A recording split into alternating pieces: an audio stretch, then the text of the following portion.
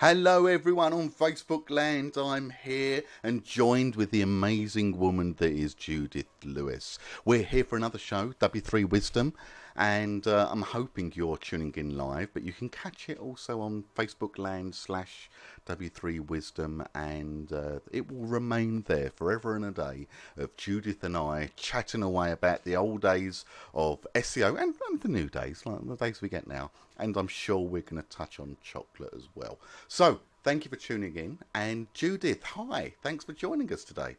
Hi, thanks for having me. You're always welcome, Judith. I've known you for many, many years.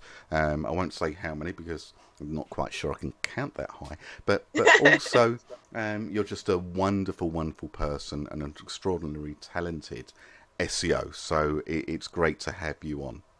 Now, thank you very much. For those that don't know you, and actually I'm pretty sure most tuning in do, can you tell us a little bit about yourself, who you are? Because that's, although I know you're in Blighty here in the UK, that's not a British accent I can detect there, is it?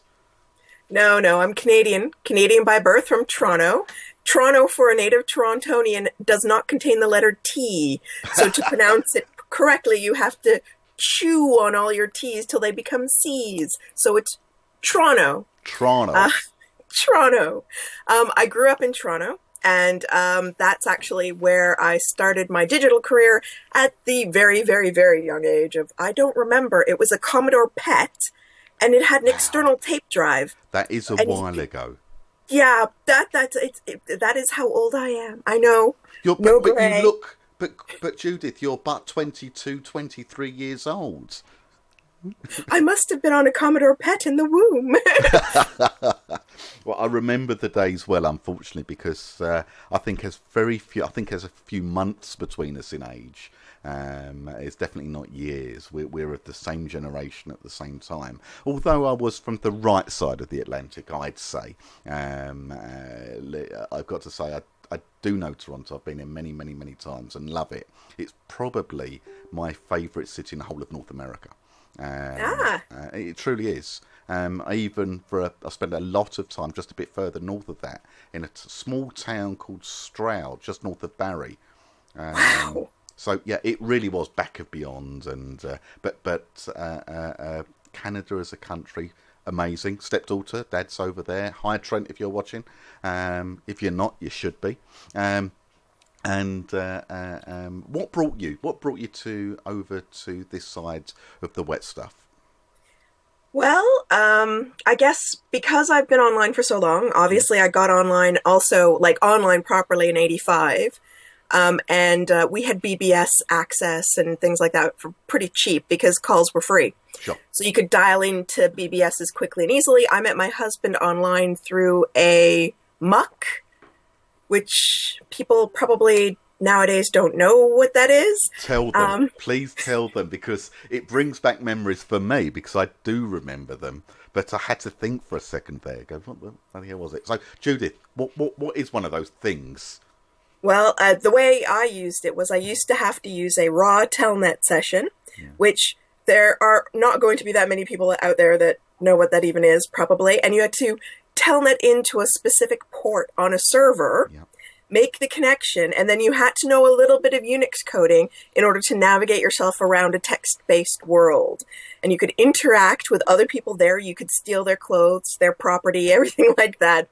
You could kill them, and they woke up under the bandstand in the west corner of the park. So that was a very specific. I think it's fair to say it was the forebear and the true great-grandfather of games like Pokemon Go. It was a massively online gaming thing with people dialing in, physically dialing in, the bulletin board systems, the BBSs of the day, and so many different parts and features within there, but the games were a big part of it. I was much more involved in the BBS part, the forums of its day back then, but I do remember it. I also remember one of the big differences between what you had in North America and Canada specifically and what we had over here was we didn't have free telephone calls. We paid for every single thing. So there were I'm going to say late 80s. It wasn't mid 80s, but late 80s onwards, to the early 90s. It was about 95, I think. No, later than that. Late anyway. We got free phone calls, or fixed rate phone calls rather, much later, and it meant that workarounds and hacks, in probably the old-fashioned sense of the term, had to occur to acquire lower costs, availability of calls, and therefore access to this thing that was occurring and we now know as the net. I think 100 dial-up numbers was superb, but they were very, very rare until way into this century. But anyway, you ended up meeting Mr. Lewis, Mr. Judith, and Mr. Judith, he's a Mr. Rowe. Well, I can't remember his name. It's been many years since I last met him, and so I thought Mr. Judith was safe. But so you ended up here, and you're in sunny, or maybe not so much at this time, but Oxfordshire. That is right. You're in Oxfordshire, aren't you? Yep, Oxfordshire. Yeah, okay. I got the county right, and you have the hellish journey into work every day, and you're well known for documenting it. How do you find the commute into London every day? Do you enjoy it? Is it a good part of your day? I think the journey from where I am to Paddington is actually not too bad, despite the fact that people take my reserved seat, they leave their junk on the seats, they trim their toenails, they put on makeup. It's like... Sorry, toenail trimming on the train? Yes. You serious? I am actually not joking, sadly. I was not directly next to this person. They were on the other side of the aisle with their shoes off, their socks off, and they were trimming their toenails. Oh, fuck me. That's terrible. That's all right. I should apologise. I'm going to swear. It's just who I am. I'm chatting with an old and dear friend who's also an extremely talented SEO. You just lot happen to be watching while we're having a conversation. I didn't know about the toenail trimming, and I actually think I'd probably throw up on him and probably aim in that direction. That's pretty fucking disgusting. It is, yeah. So yeah. That's not my an everyday cow on the thing, line though, hashtag. It's not an everyday thing, though, is it? That's an occasion. Thank God, no. Okay. So, look, I know you've been working in the game forever and a day, and just like myself, you're an old-time search aficionado. And where are you currently working? Working for yourself? Working for an agency? What is it if people want to get in touch with you? How can they do that? Let's get the plug in now and at the end.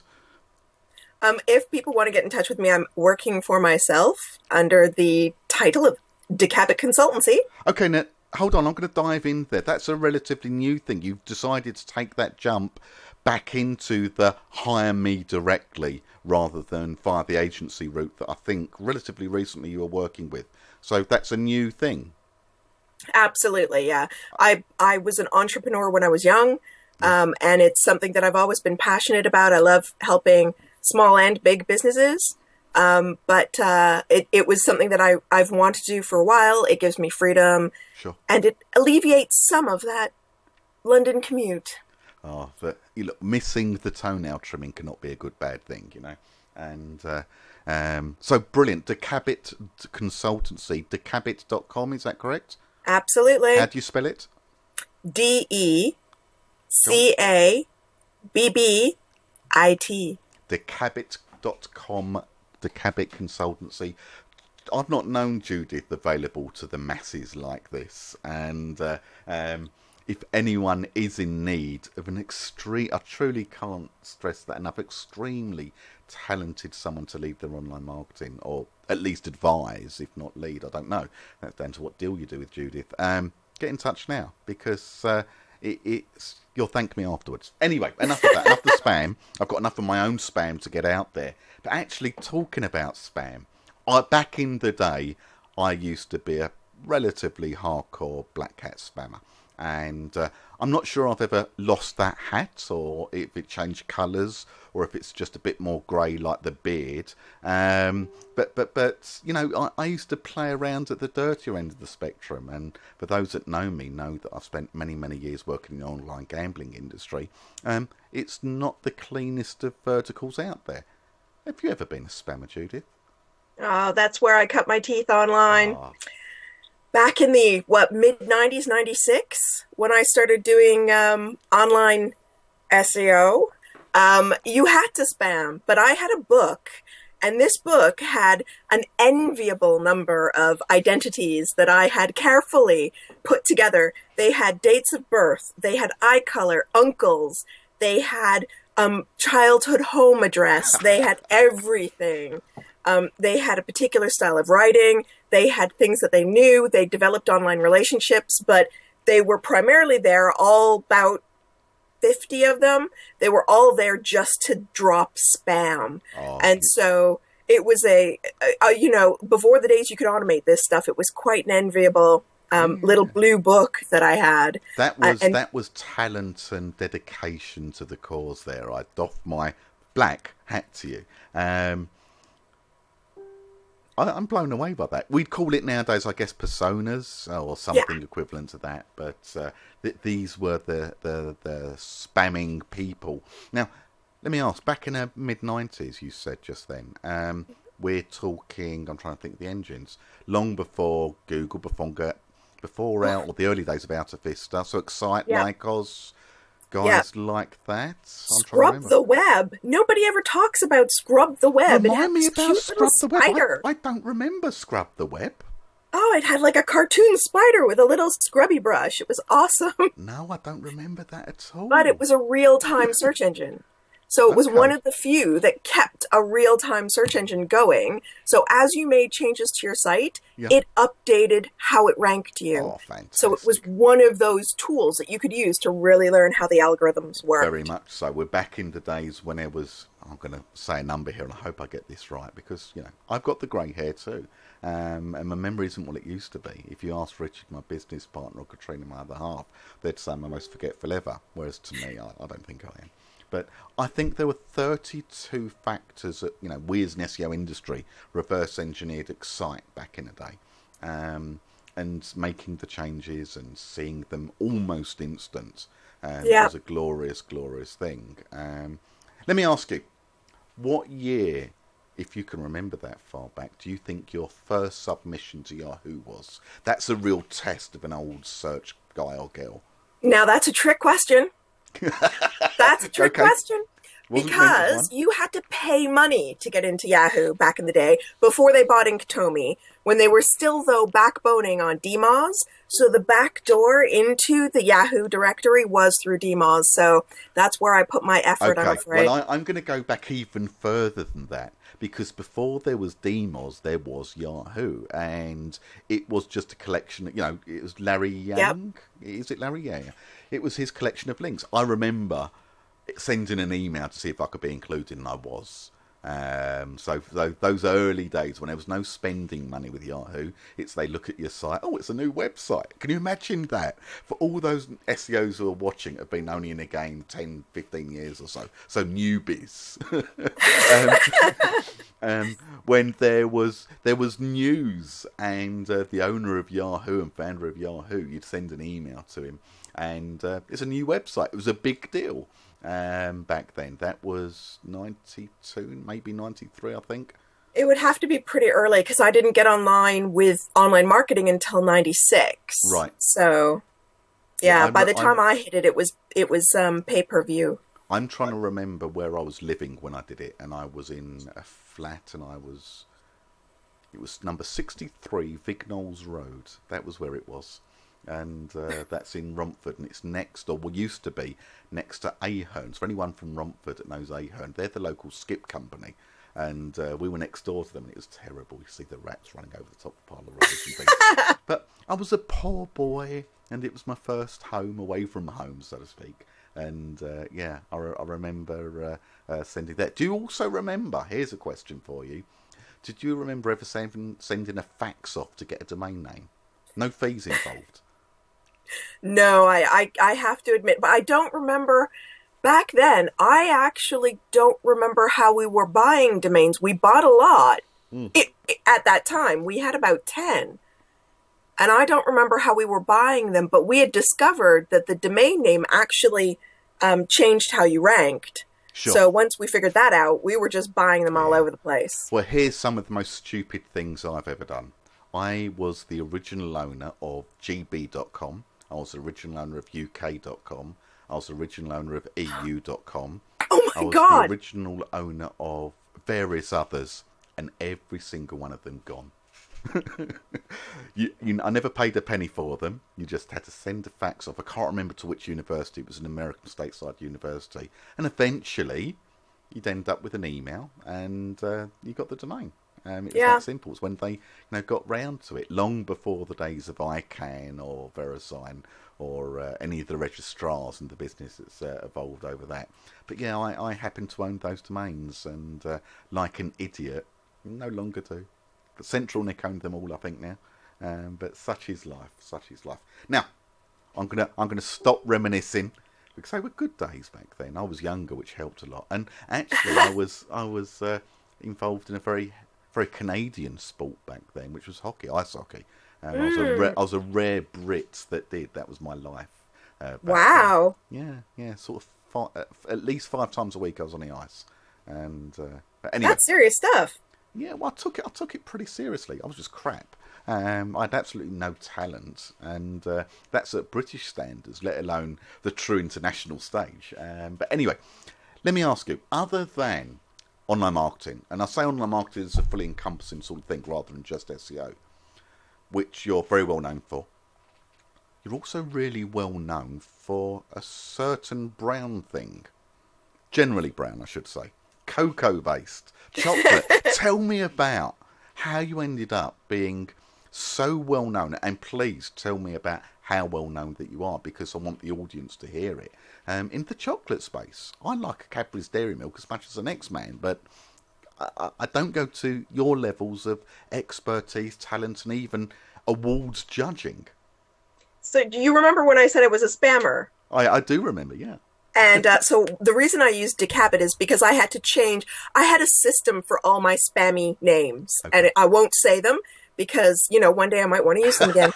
And I am using 4 or 5. But that aside, there's a system, and I had to break away from it. And also, while I was cleaning things up, I had to keep people's attention elsewhere. So I was starting to work more publicly. I was becoming more public, sure. And I decided that I just wanted to do something that would distract attention from my spammy past.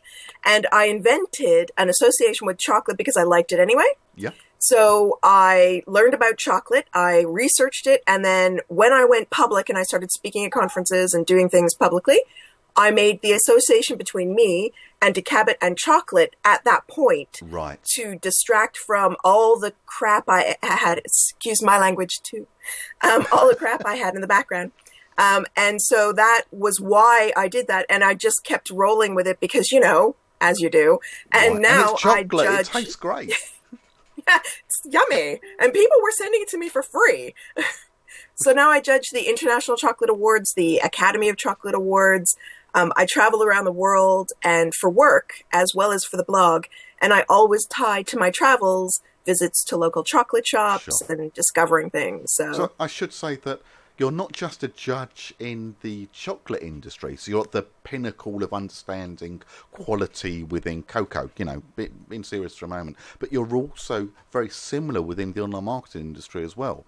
What you judge multiple awards within our game, our day jobs. Can you tell us about some of that and how you ended up being the judge of such SEO-related not competitions, but awards?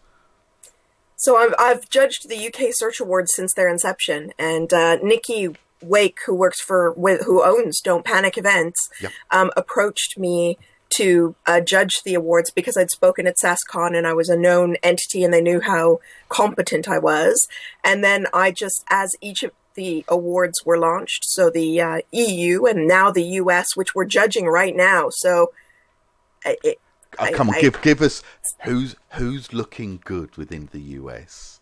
Who's looking good within the US? So everybody who knows my judging knows that I call myself the Russian judge. Why? Do you take steroids? I give consistently the lowest scores. I am this old that, back when the Russian judges always gave the lowest scores to the gymnasts. Yeah. So I always give the Russian... You're not going to give anything away, no? No. They're all the same. Okay, let me ask, because I'm sure there's going to be some people watching, and although I don't run an agency, I have some clients in that industry, of course. What would be a tip or three preferable, to help stand out if you do enter a search industry award? Obviously this year's too late, but next year onwards, what are some of the tips that are the obvious silly things that people do when they enter, and how can they make themselves more award worthy? Obviously it's not too late for the UK Search Awards. There we Get go. your entries in. That's uksearchawards.com. .co.uk. .co.uk. Okay. Check on Twitter. It'll be linked. It'll be there somewhere. Look, if you're working search and you can't find the URL, you've got bigger problems in your agency. Yeah. So the 3 tips that I would say would be, the thing that I always bang on about is that people don't match their objectives to their outcomes. And it even says it in the entry form that you must match your objectives to your outcomes. If you want to stand out in this way, bullet point it. Don't be flowery. I've read a lot of flowery objectives. Define that flowery actually for me. state. Define flat. Let's not use ambiguous words here. Okay. I know what you mean. At least I think I do. But what do you mean? What should it be direct? Should it be? I was going to say flouncy. That's even worse than flowery. Yeah. You've got 1,000 words. You've got to be concise. So by using bullet points in your objectives and your outcomes, it enables you to extend your word count in the next 2 sections, which are the most important. The objectives tell us what you were trying to achieve, and it enables us to see if you're pushing the boundaries. Right. And this is me judging. So when I say pushing the boundaries, I mean, I expect you to be doing more than just your day job. And then the outcomes, I expect you to be exceeding, not just meeting, but exceeding the client expectations. And I want to see actual screenshots and numbers that can be legitimately backed up, as well as your percentage increase. The better that you do at describing things with actual dollar amounts or pound amounts or euro amounts, plus actual screenshots of analytics or whatever you're doing. So documented evidence helps massively, and saying specifics as to what the goals that the client and your entry is putting forward, how you not just met but exceeded and delivered over and above the average agency, because average is most people. These are industry awards. We're looking for the excellent. Absolutely. And wonderful. I think that doing that right, you'll exceed most people's entries by just doing that one piece right. The next 2 pieces of the entry, there are 2 other sections for most award entries. This is where you can be more descriptive, and we need you to be descriptive. I want to see how you conceived of and executed something that was innovative. I'm not asking how you did your day job. I'm asking how you escaped out of just doing your day job and did something amazing for your client. So you need to show me as an SEO how you did something above and beyond the normal. Wonderful. Right. I'm going to pause us there for a moment, because I'm going to start spamming my wares, if not via awards, via this video feed. So we're going to cut for an ad break, and I think it's a lovely point to stop. But we'll be back in a moment, and we'll be carrying on chatting with the amazing woman that Judith Lewis is. See you soon in a moment.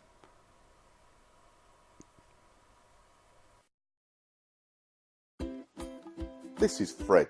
He's a busy SEO. But Fred hates link building. And outsourcing it is too expensive, low quality and time consuming. Fred needs an answer. A scalable link solution. The domain name has just the thing. Fred wants powerful domains, scalability, great prices, speed of action, and huge data. Whether 10, 1,000 or 1 million sites, you choose your domains. Add them, and then in 24 hours or less, your network is complete. It's that simple. Exclude the bad words, include the good, and just search. Then click. through an easy interface that's quick to use, with vast data. It's a network in a flash. It's the fastest link building program available. It's truly international and the final cog in your SEO machine, saving you money, building your profit, and launching your business to the moon. It's a thumbs up from Fred. Come sign up now with a special offer with a free trial. And we're back. That's me spamming the video feed with Fred, telling you how wonderful TDN, that's third dot, domain.name, is. But enough about that. There'll be more of that later on. I've got my spam in, because a leopard doesn't change his spots that much, Judith.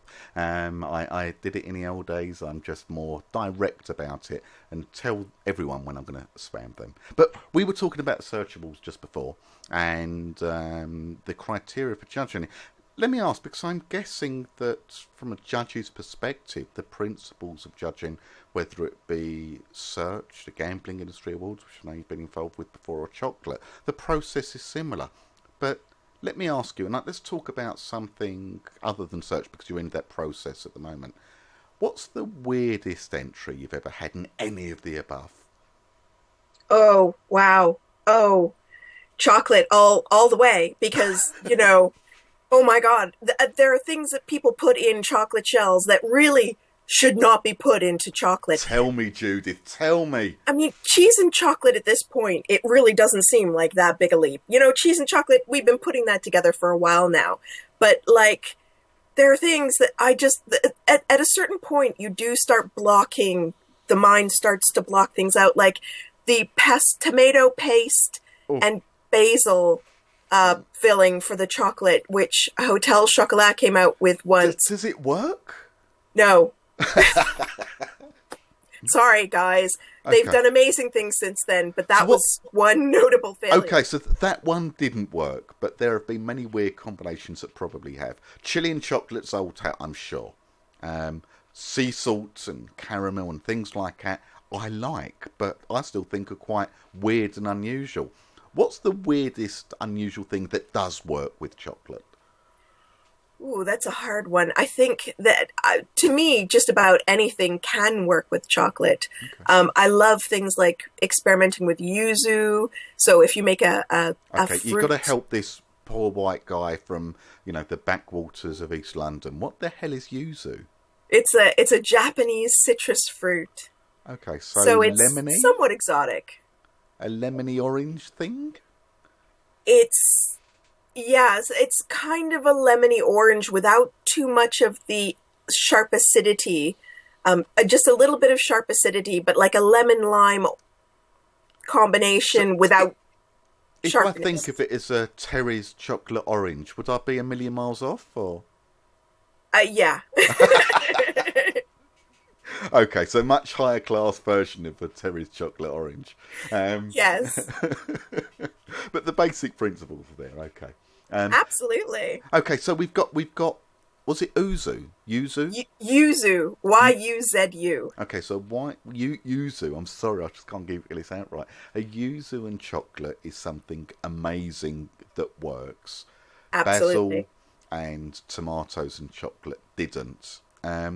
What else would be on your list of weird flavour combinations? I've seen bacon and chocolate. I've never tried it. Is it good? Yeah, potato chips or bacon. Those are both salty, and you add a really sweet milk chocolate to that, and people go crazy for it. So does it work? Bacon with milk chocolate. And it does work? Oh, yeah, and potato chips and milk chocolate work too, but only while they're fresh. Right, so what... You talk about fresh chocolate. How do I tell as a consumer? You know, I'm a Cadbury's Dairy Milk guy. You know, I'm bulk, not about quantity here, and my belly proves it. What is good chocolate, and where does the average person find good chocolate to try? Good chocolate can be anything from like Green and Blacks or Divine in supermarkets like Tesco, Sainsbury, etc. to Willie's cacao, Willie's Delectable Cacao, available in Waitrose. Okay. All the way through to something like Duffy's, which is made in Cleethorpes, or there are small artisan brands like Damson Chocolate, which is made in Islington. And both Duffy and Damson are UK-based, UK-born and bred guys who decided to make chocolate. Duffy does a larger run with more exotic beans. Damson Chocolate is a smaller run, and they're just recovering from a fire. So you can find their Indiegogo campaign and donate. Okay, I'm gonna put a small plug in here, and you're gonna help me on this because I can't remember all the details. But there's someone else within our industry of search who's also deeply involved with the chocolate business and actually sells online. His name's Lee McCoy. Yeah. And although he's now gone in-house, I think he still runs his chocolate business, but I can't remember his website. So if someone wanted to purchase chocolate while supporting the SEO industry, that would be a fair place to go, Judith? Absolutely. So Lee's site is chocolatiers. There we are. .co.uk, I believe, or .com, but it's chocolatiers, plural. And you can buy Duffy. You can probably buy Damson. You can buy Willie's. So all the UK brands are available with Lee. And you can also get more exotic stuff. Right, so do you hear that? Judith recommend the chocolate. Go give Lee your cash. It's a search chocolate fest we're having today. Two of my favourite things, which is SEO and chocolate. Although, as I say, I'm at the bottom end of the spectrum, and as I say, I like Cadbury's, even if it is a big American conglomerate now. Bring back the Bourneville days, I say. Ooh. Right, we've spoken about chocolate, we've spoken about the early days of search and the spammy things that we did. I was never as quality driven as you. You had an amazing blue book and put time in research. I was of the view back then that quantity had a quality all of its own, and I went for scale rather than quality, and I'd like to think I've reversed that over the years, but our roots are what our roots are. How do you see search nowadays? What do you think the biggest challenge is from a big company perspective, or an affiliate's route, or what are the challenges that we didn't have all those years ago but are very real now? Well, all those years ago, we just filled our pages with spammy text and voila, we ranked. It was a pretty easy game. Then through the years, content became more important. Links became more important. Technical SEO became really important. I was contacted by a friend of a friend because they don't rank for even their own name, and it's not a penalty. It's an Ajax site. Right. So there are things like that where the technologies for web presences were developed that are not SEO friendly. So I think you raised a really interesting point there. You said technical SEO. For me, that's probably where my roots are. I'm a techie SEO and not bad at it. Maybe not one of the best, but I'm not bad at it at all. I find as I've gone in and assisted agencies over the last few years, I've been to see a few, that it's a talent and a skill that's generally lacking nowadays, no matter the title of the SEO that you speak to. It could be a senior SEO and not understand the technical aspects. And I saw yesterday a post on Moz. Now, although I love Rand as an individual, I'm not a Moz fan. Very rarely do I see great content there. But yesterday there was a post, and I can't remember the guy who posted it, but it was a glorious post all about things a junior SEO should learn. Did you see it by any chance, Judith? No, I was caught up in the different Moz post. What was the other one? Come on, let's talk about that. We won't. It's the name of the person we won't mention, or their ghostwriters. A person with right. I'm sorry. It's just you and me, Judith. Right. Forget about the 1,000 or so people viewing. Okay, it's just you and me. Two old friends chatting. I have no idea what you're talking about. Who has a ghostwriter on Moz?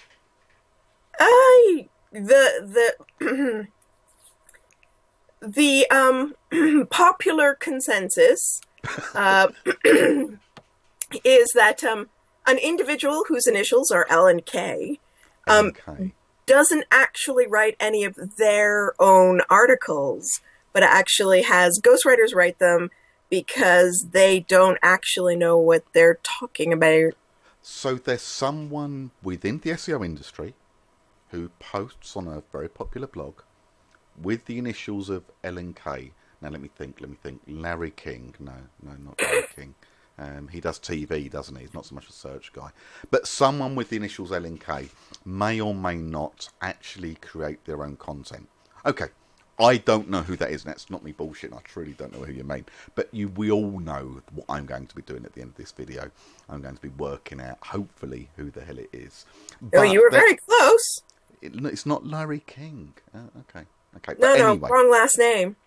So I got Larry King, Queen. No, it's K. We'll Girl's come back last to name. it. We'll come back to it. Anyway, so that was happening on Moz yesterday, was it? There was discussion on the forums there, or? Well, there were discussions in forums that aren't necessarily easily accessible to the public. The private SEO days, the groups within groups and cliques within cliques. It's like Twitter. And Twitter, there's a great group on Twitter. There's groups on Facebook. But really what it is a bunch of old farts talking about how things were better when they were kids and all these young But kids Judith, today. look, I'm going to be frank. We're becoming those old farts. Right? I've probably already arrived. You're still on the journey there. You look much younger than me. And it fucking infuriates me. But hey, I was born straight into middle age. I am a grumpy old bastard. Right? I've perfected the art over the years, but I've always been one. Let's be frank. It takes years to perfect that art. I'm still working on it. I hopefully got many more years of being a grumpy old bastard before I have to stop. But I'm on my way. Kids do have it easier nowadays in search, though, don't they? I feel like because of the proliferation of WordPress, that a lot of the SEOs today... Right. Yeah, they don't have to learn about, unclosed HTML tags that cause complete chaos. And to a certain extent, it doesn't even matter if your site's an Ajax anymore. Well, that was my point I was asking before, is the search engines, and when we say search engines, let's be really frank, we mean Google, right? The days of there being more than one are long gone. Right? Yeah. Yes, Bing might... But look, you can rank everything in Bing and you still want Google. If you've got Google, who gives a shit about Bing? And that's before we'd even talk about the subtleties of Yandex or Baidu. Right, the truth is, we're in the West. We care about Western search engines. If you specialise in the Russian or Chinese market, all the best to you. But there's more money in America land, That's the reality of it. And there's got to be something sold or bought somewhere for the value to come back. It's either you, the viewer, and we're selling ads, or there's a product or a thing that needs to be sold. But, it's Google. No one understands, or very few of these senior SEOs, and I'm talking about the ones that even speak at conferences, a lot of them, they don't understand the basic principles of how the web runs on a protocol known as HTTP, 1 or 2, and that's just one of the things and protocols that happen on the internet thing. Yeah. Who understands HTTP? It's a prerequisite for understanding how to do your job. Surely. Or am I being that grumpy fucker? I'm that old. I used to know how to pick apart packets. There we go. I cut my teeth on TCP/IP. DNS and bind was in my blood. No, I'm sorry. Bind's in no one's blood.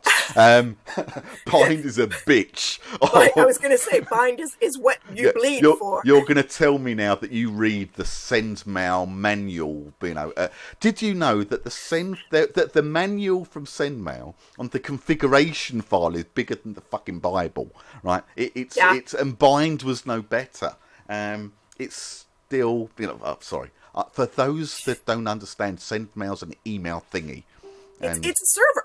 SendMail was the email server besides Microsoft Exchange. Well, I still think it's bigger by amount of emails that go through it still now than Exchange or any of the other servers are out there. It's still the standard, user S being SendMail. Other applications may emulate that and have a symlink to it. A Linux thing, Unix thing. Let's not call it a Linux thing. And binds port 53. Do your own googling because this isn't an educational thing. This is a chat between old people. who like chocolate and search, and Judith knows about good chocolate, just like she knows about good search, and I do all the crap on both of the things. Right, okay, look, they don't understand the technical shit, and that's what the Moz post was about yesterday.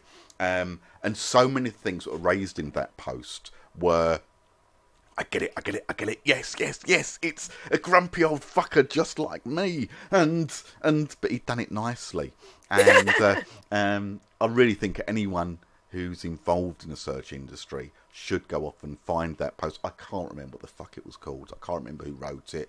But kudos to you, Mr. Writer. Whether you're a ghostwriter or not, I've no idea. But it was a good post. And if you don't know how to do most of the technical things on there, fucking well learn how to, because you're going to be better at your job. However, I'm not for an agency. Fuck this shit. I don't judge awards. Don't read it. I don't want the competition. I want there to be shit SEOs. That's the truth of it. Yeah, it's a good thing for me if most of the SEOs in the world are crap. And actually, go read lots of Moz. Ignore that post. Do bad SEO. Judith, outreach, content marketing. What's your thoughts? I outreach all the time, especially when there's an attractive man in front of me. We're getting on to reach arounds now, are we? Okay. Well, yeah. Where's my wine? My tea's run out as well. I do like outreach. Because I'm a chatty kind of people person, but it's the exact same shit that I was doing before. Only other people develop those personas for me. Sure. Okay. And I just pay them for their time. So look, I did back in the day. I called it an EELP system, and I had teams of 30 people. 28 of them in Poland and 2 in the UK. I had an office in Poland before it was fashionable. Email, letter, phone call. It was all about forging relationships. Nothing revolutionary there. It may have been a bit back then, but it's not now. Just form relationships. The deal will come. We'll get a link. We'll write some content, whatever it may all be. But the content marketing analogy seems over the last, I'm going to say 10 years, maybe less, seems to be the be-all and end-all way of white hat. And I say that very much in inverted commas, because for me, if you're trying to gain links, you're abusing the search engine. You're trying to game the system. Is there a difference between white or black or grey or green, purple or any other bloody colour? Or am I just being that grumpy old bastard again? I heard that purple was the color of sexual frustration, so maybe not a purple hat? Oh, I'm purple in every way, I'm telling you. But I think that it's all grey, in my opinion. I was surprised that somebody the other day thought that I was a white hat. I was speaking it Ungagged, and they thought I was a white hat. And I had more naked women in my presentation than anyone else. Plus, I actually talked a lot of good shit. I mean, Dave Naylor talked a lot of sensible shit as well. He was more sensible than me. I was just like, fucking buy links on theirs, and I buy them from here, and here's my link list, and I like Fiverr for some cheap and easy traffic. Ooh, baby. Sorry, keep going. My Instagram. Oh. Give me more. Fiverr, cheap traffic. I missed other stuff. Keep going. Tell me. I wasn't ungagged. Ungagged, we're not supposed to but fuck share that. Too much. This is just you and me chatting. No one's here.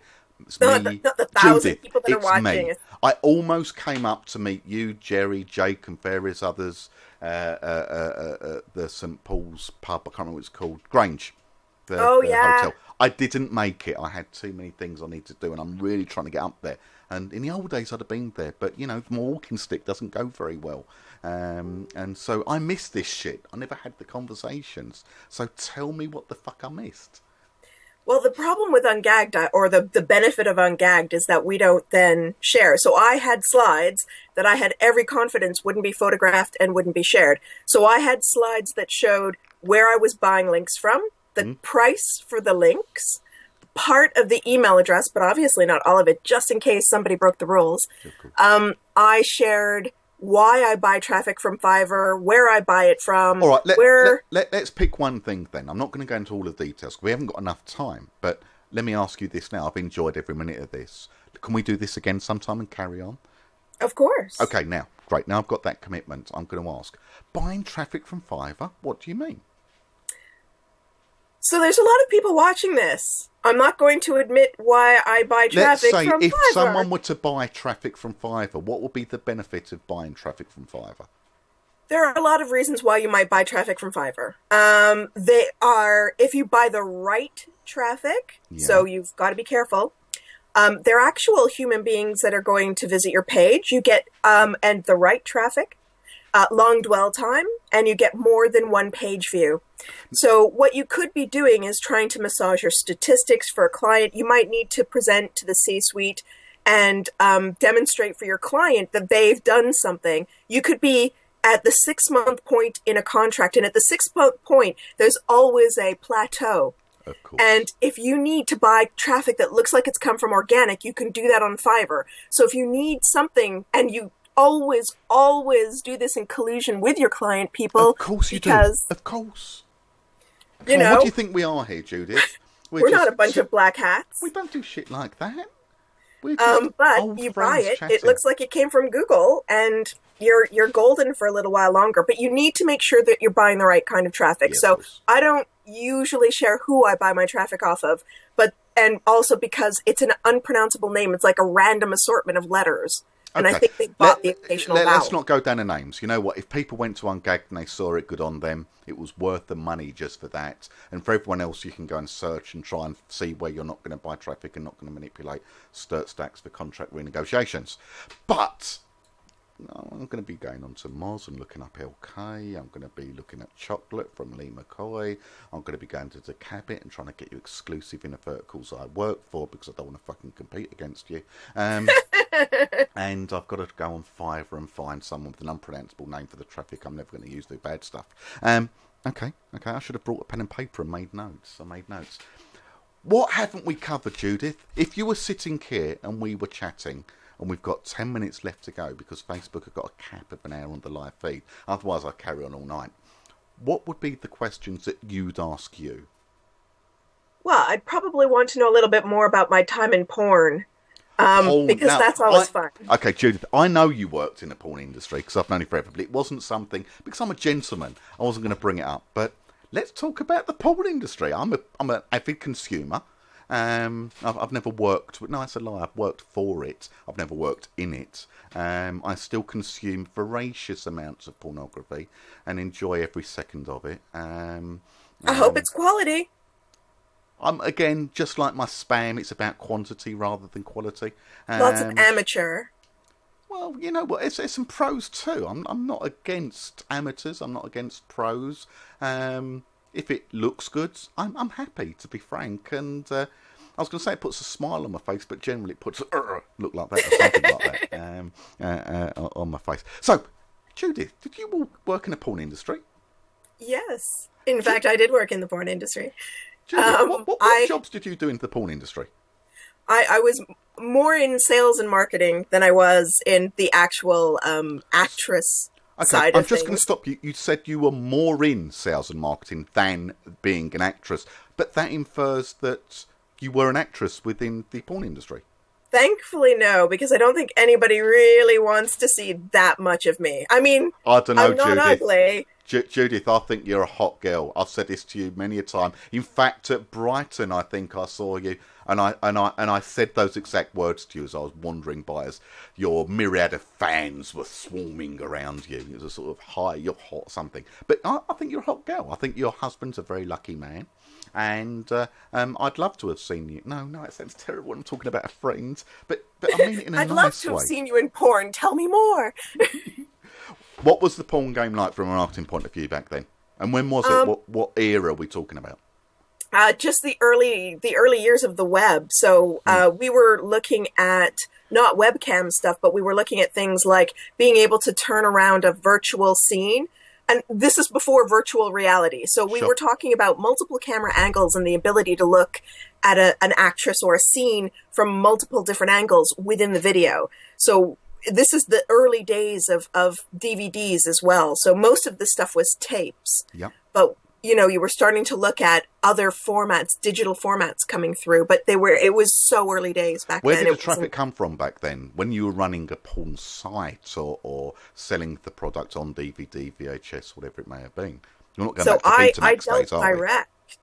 I was in the stores with the porn actresses promoting their appearances to promote sales of their DVDs or their toys. So I have an impressive encyclopedia in my head of a variety of different sex toys and what they're good for. Okay. I've got to ask the question. What is the best male and what is the best female sex toy available on the market nowadays? Oh, these days, I have to say okay. fleshlights. Back then, bodies haven't changed that much.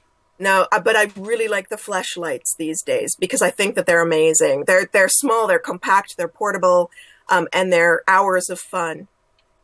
So for boys. The fleshlight is the male toy of choice. What's the female toy of choice? I think a small bullet because again, It's discreet, it's portable. You can have fun and nobody knows.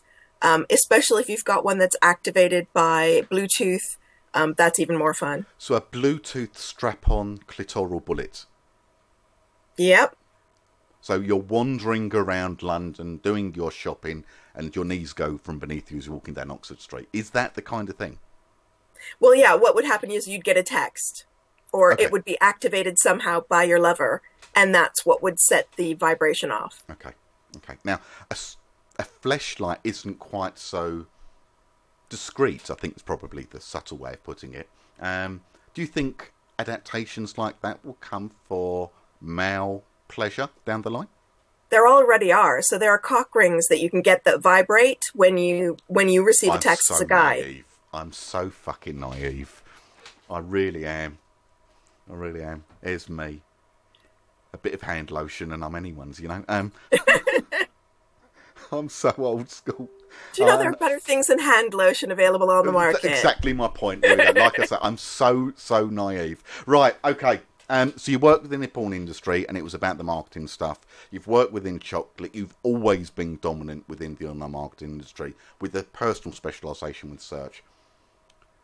If you could give, from your wealth of experience and wisdom in all of these different industries that you've worked and been involved with, what's the one tip a young, because I've been moaning about us being or me being an old bastard, especially a whinging old bastard.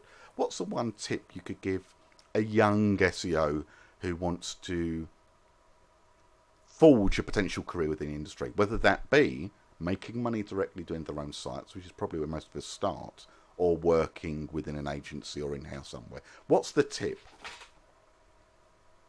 I think if you're young and you're just starting out, so this isn't really for anybody 5 years plus, but if you're young and you're just starting out, I would genuinely learn a coding language as well as HTML. Yeah. So I wouldn't restrict yourself to just learning hypertext markup.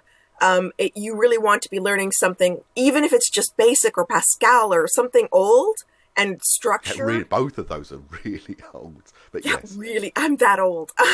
well, both of us are. I learned as a boy, using, for me, it was Sinclair Basic, and I'm sure there's going to be many out there. It would be BBC, Commodore's version, and all the rest of it. But for me, I agree with what you're saying. I'd say learn a C-based language rather than basic, yeah. So C before you get into C#, but don't learn JavaScript. It's a child of the parent. No, I disagree with you. I'd say it has practical uses. It's a superb language. It's changed from its roots as ECMA.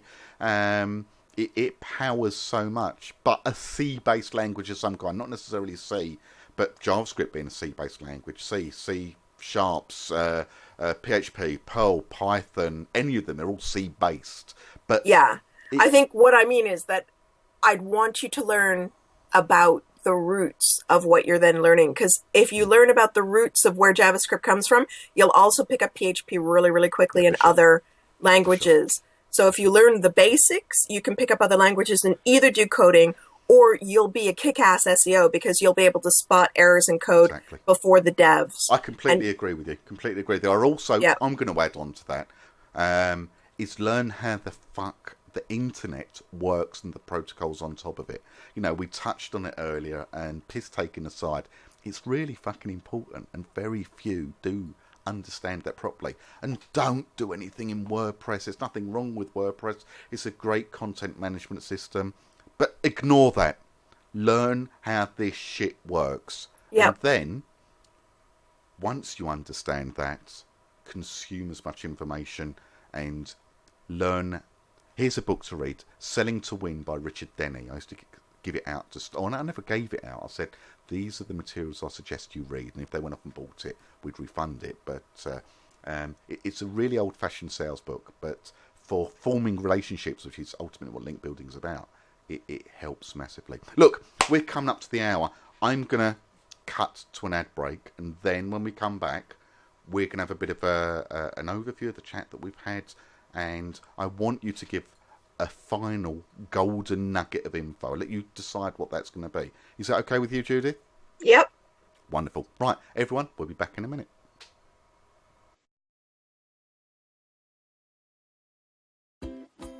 This is Fred. He's a busy SEO. But Fred hates link building. And outsourcing it is too expensive, low quality and time consuming. Fred needs an answer, a scalable link solution. The domain name has just the thing.